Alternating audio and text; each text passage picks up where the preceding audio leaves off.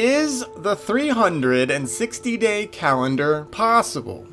So that's what we're trying to answer in this little series here. So right now what we have is we have all kinds of ancient cultures. In fact, as far as I'm aware, any ancient culture that has a calendar during this particular period of time, which would be before the 8th century BC, but after the 16th century BC, somewhere in between there, that 800-year span, it's probably shorter than that, maybe 500-ish, maybe 400-ish or so. All of the cultures that we have that recorded any kind of calendar, they all have some sort of a weird calendar that does not line up with 360 days. So why, right? Why do all of these people have these weird calendars? What's the point? You would think that maybe one society out of all of them would have gotten it right during this period of time, but not a single one does. Now be careful when you go to corroborate this stuff and you start reading mainstream sources. Now mainstream sources will admit to the calendars being messed up, at least they do that. But the excuses that you are going to run into for them trying to explain away all of the weirdness, right? Because a calendar that is not 365 does not add up or line up with anything that we experience today, obviously. But there's a problem. Nobody during this period of time, for whatever reason, was able to calculate a 365-day calendar, which is weird because you would think that at least one civilization out of all of them, at least one statistically, would have been able to figure out the year was 365 days if the year was 365 days. Now, if the first thing your mind went to was thinking, oh, well, back then, everybody was essentially backwards. All of these people back in those days, they didn't understand the basics of math, or they didn't understand the basics of timekeeping, right? Even though mainstream science is more than happy to say that these people are genetically identical to us intellectually right now, for some weird reason, those people in the past, they just couldn't get it together. Really, is that the explanation we're going to go with? Well, that's the explanation that the mainstream goes with.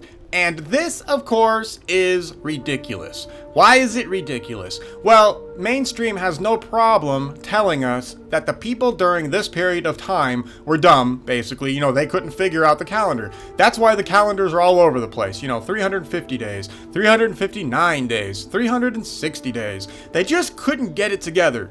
But they had no problem building the pyramids. They had no problem building megalithic structures all over this planet. They were able to encode pi into the period. They were able to encode the golden ratio into the pyramid. They were able to do all of this amazing astronomy and record all of this stuff. But you know what? They're just not smart enough to figure out the basic 365-day calendar. That is literally the mainstream's point of view. So one of the things that we can do in critical thinking is that we do deduction and then we do elimination. So one of the things we can do right now is that we can deduce that mainstream scholarship is ridiculous, and now we can eliminate their perspective because it is objectively wrong. See how cool that is? Isn't that amazing that we can just get rid of garbage? And we're going to do that. We're going to get rid of mainstream garbage. This is important for you guys to do, by the way, in all of this catastrophism stuff. Don't let mainstream garbage get in the way of the truth. All right, anyway. So this leaves us with the possibility that anybody making a weird calendar during this period of time, remember between 1600 BC and 800 BC, all these weird calendars show up. If we are going to get rid of the mainstream explanation of our ancestors being monkeys and just being stupid, that leaves us with the other explanation of they were literally recording what they were seeing. It is completely possible that our ancestors were literally just in a period of time where the year was not 365 days. That's not weird. It's only weird because we've been trained to think that 365 days is law. Like you couldn't ever possibly have another year ever. It's impossible, right? That's the mainstream's position.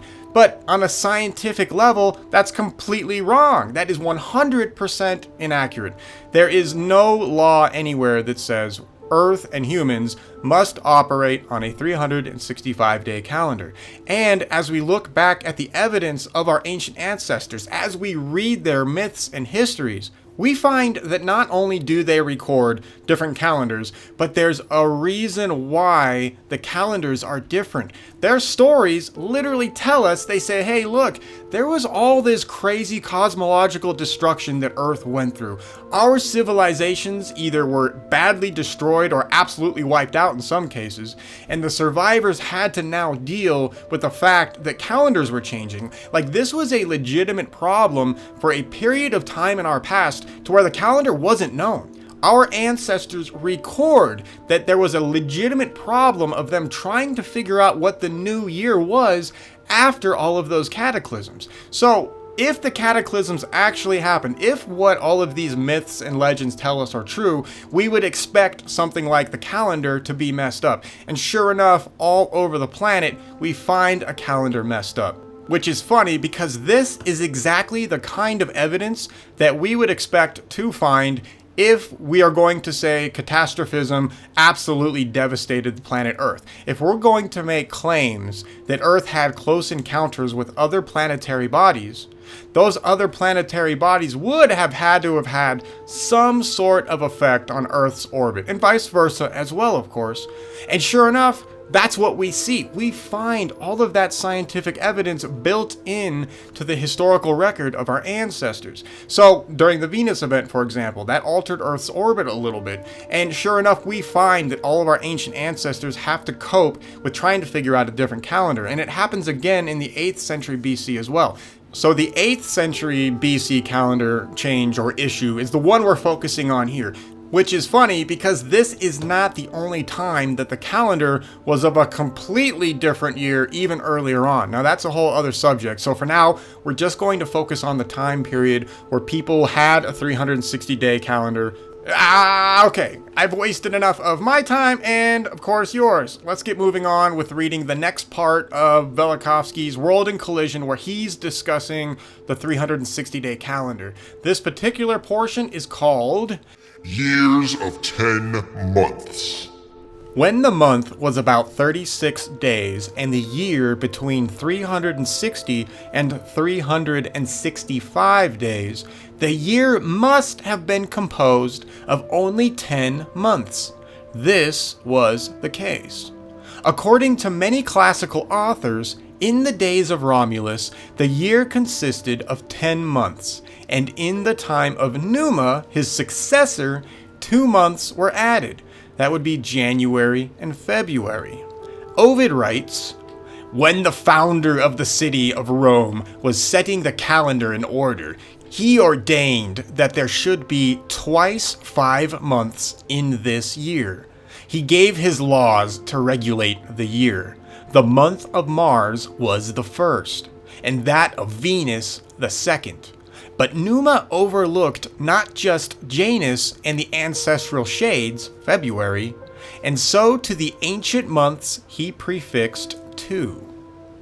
Geminus, a Greek astronomer of the 1st century before the present era, says similarly that it was Romulus who, in the 8th century, established the year of 10 months.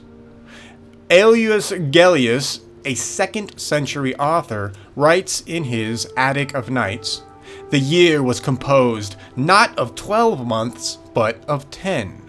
Plutarch remarks that in his day there was a belief that the Romans, in the time of Romulus, computed the year not in 12 months, but in 10, by adding more than 30 days to some of the months. At the beginning of Numa's reign, the 10-month year was still the official one."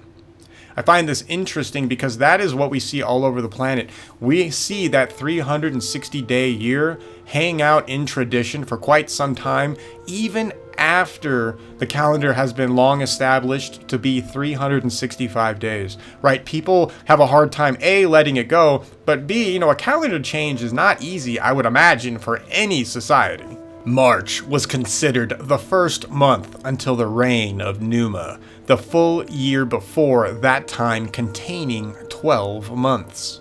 wrote Procopius of Cassiaria, who lived in the closing years of the Roman Empire. The fact that, in Romulus's time, the first month was named in honor of Mars, and the second in honor of Venus, shows the importance of these two deities in that period of history. July was named Quintilius V. The difference of 2 months still survives in the names of September, October, November, and December, which denote the 7th, 8th, 9th, and 10th months. But according to present-day reckoning, they are the 9th, 10th, 11th, and 12th months, respectively. So that little section brings up an interesting point. Why would they bother naming some of their months very specifically after Venus and Mars? Why not name them after, I don't know, something else? Anything else, really? Why did it have to be Venus and Mars? Like, that's a very good question. You know, if you're not into catastrophism, but for some reason you're still listening to this, you're crazy. Like me! But it's a good question. Why did they choose those two particular planets to name anything after, really? And why specifically the months that would have dealt with the catastrophes that they claim happened, or that their ancestors claimed happened? So this is another bullet point of information that is very quickly looked over when mainstream goes and studies all of this, right? Their explanation always boils down to something like, oh yeah, they just named things after gods because they were crazy and, you know, believed in gods doing things. So yeah, they named it after a god. You know, and the interpretations of all the, it's just, oh man, it's such a headache reading and listening to mainstream people. Anyway, okay, so the point does stand. Why did they name these 2 months very specifically after the 2 planets that they also very specifically state were responsible for the changes in the calendar? Now that's a legitimate question and something to think about. Even if you're still in the mainstream, that's fine.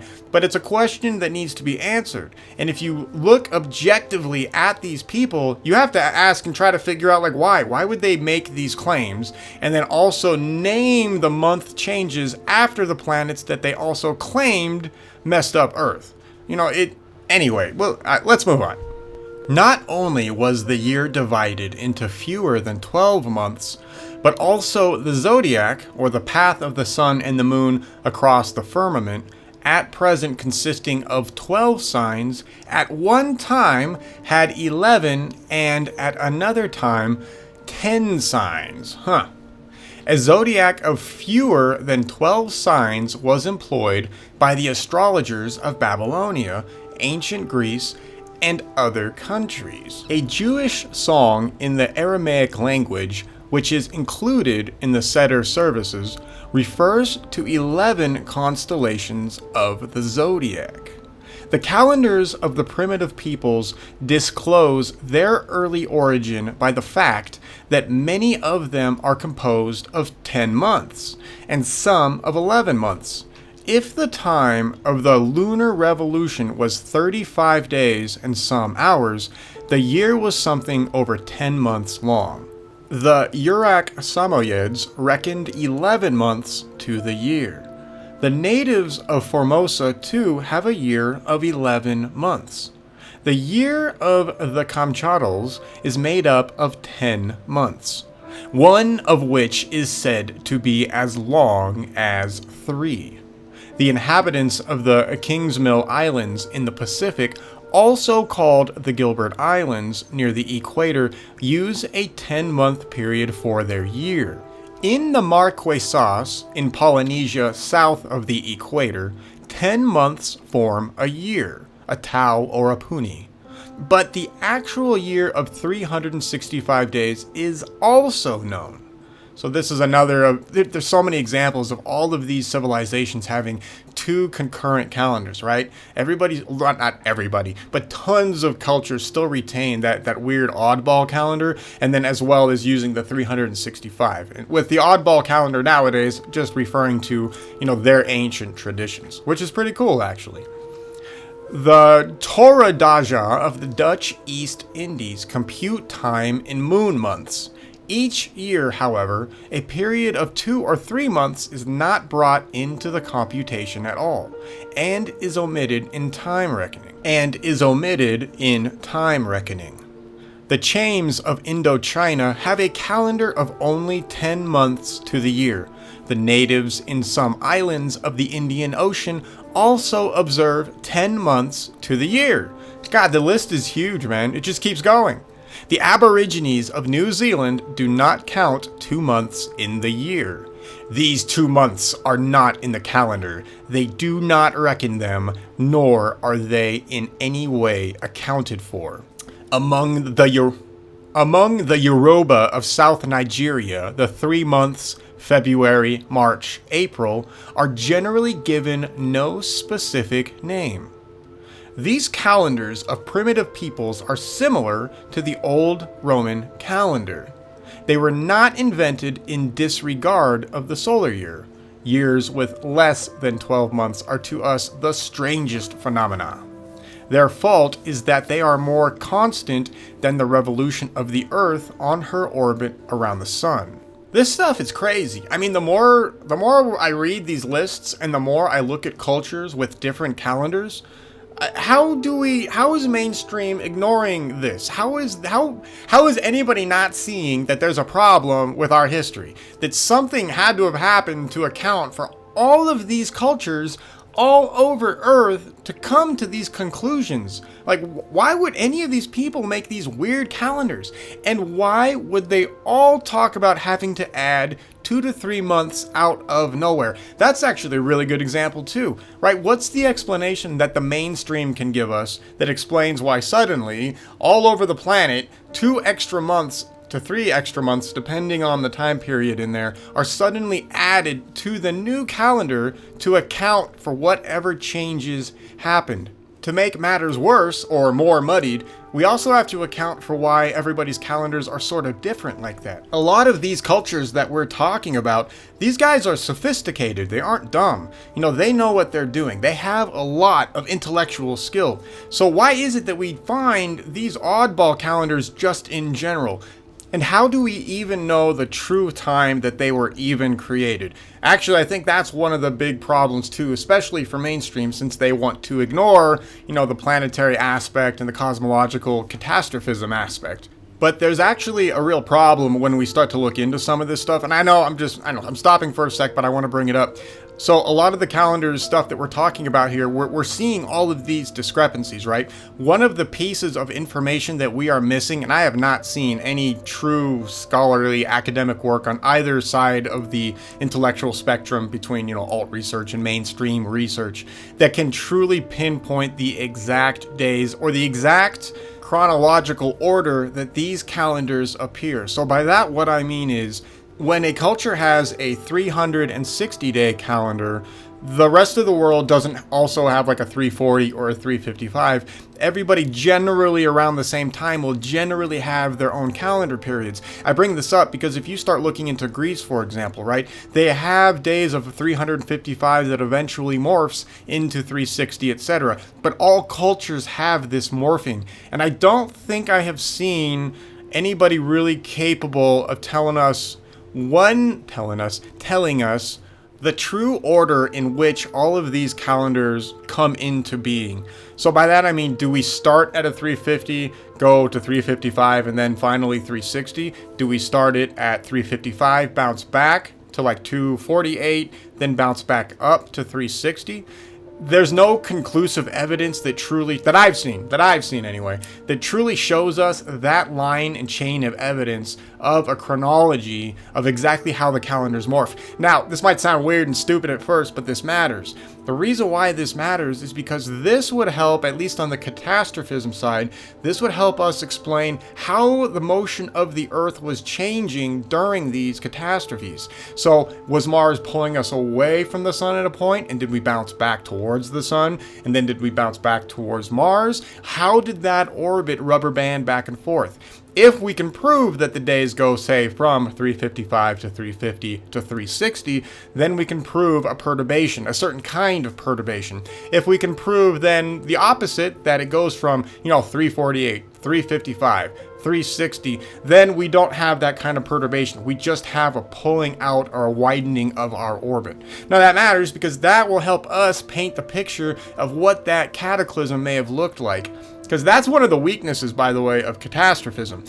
All of these catastrophes that happen, all of the stuff that would have been going on in the sky, it's very difficult to know exactly what people saw, right? We're missing A, all kinds of information anyway, because people could only record so much as it was. But B, the catastrophes themselves absolutely wiped out a whole other bunch of information. So even if somebody was sitting there, literally writing down every little detail of what they were seeing and were able to track, the true orbits of the bodies in the sky at that period of time, all it would take would be like one, firestorm, and that book is gone. And we definitely don't have that level of evidence.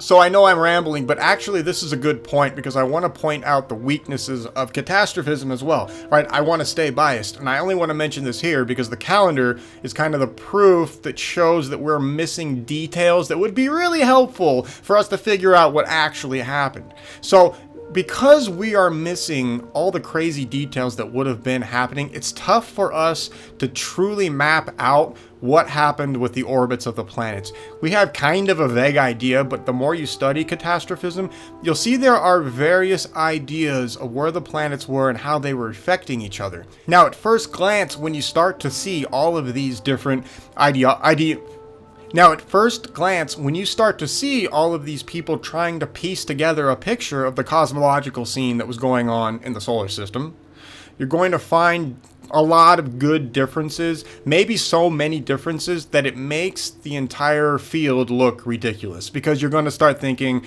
man, these people can't even agree on anything, right? This guy's got Saturn and Jupiter doing this over here. These people over here have Saturn and Jupiter doing something completely different at the same time, and both kind of have evidence that support it, but they're also just sort of filling in gaps with, whatever they can kind of do. It gets weird, and I understand that. So this kind of information, trying to figure out like the order in which the calendar was changed, would be a big help in mapping out the actual orbits and what happened back then during that time. That would be nice to have, right? So that we could actually maybe start to make simulations that are more accurate. All right, I'm babbling enough. Right, let's keep moving. The work of adapting the old systems to a new order is still evident in the systems of the Aborigines of Kamchatka, South Nigeria, the Dutch East Indies, and New Zealand. Instead of introducing 2 additional months, as is the reform of Nua, one of the months is extended to triple its length, or a period equivalent of 2 months is not counted at all in the calendric system. Now that would be weird, not count, and they did that. We have all kinds of evidence of civilizations simply ignoring the new additional months. It's kind of weird that they do that. It doesn't last too long, but it's funny that that is one of the reactions that civilizations have. They're just like, nah, screw it. We're gonna stick with our original 10 month. The new 12-month concept is ridiculous. We're not using it. It's just stubbornness. I love it. More evidence of how humans would have realistically dealt with this kind of situation. This is another great piece of evidence that works towards proving that catastrophism is legit. Anyway, the abundance of proofs of the existence of a 10-month year is even embarrassing. Since the period when the year was composed of 10 months of 35 to 36 days each was short, how could this 10-month year leave so many vestiges in the calendar systems all over the world? The answer to this question will become simple when we shall find that this was the second time in history of the world that the year was composed of 10 months. In a much earlier age, when the year was of an entirely different length, one revolution of the Earth was also equal in time to 10 revolutions of the Moon. We shall trace this period in history in a succeeding volume of this work. that ends this section, and I don't know if he actually followed up on that. I've got to go see what he did, because the claim here is that there were 2 different time periods of 360 days. I want to say that the explanation ended up being something to the tune of, Earth runs into, I don't know if it's Mars or not. I'm going to have to check, but it runs into one of the larger planets out there. It's either Mars or Venus.